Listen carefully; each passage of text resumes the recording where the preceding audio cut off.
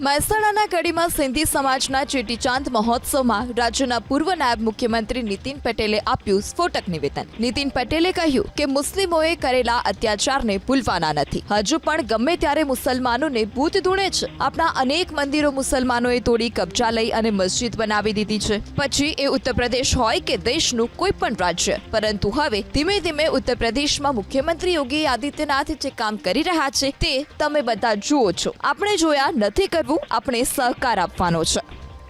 મુસલમાનો જે અત્યાચાર કર્યા એ ભૂલવાના નથી।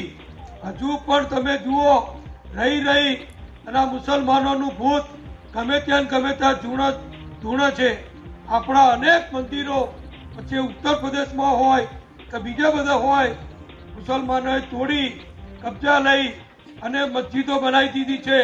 એ બધું ધીમે ધીમે અત્યારે આપણા મુખ્યમંત્રી યોગી આદિત્યનાથજી જે કામ કરી રહ્યા છે એ તમે જુઓ છો। એ બધું પાછું આવશે, પણ આપણો સહકાર આપવાનો, આપણે જોયા નહીં કરવાનું।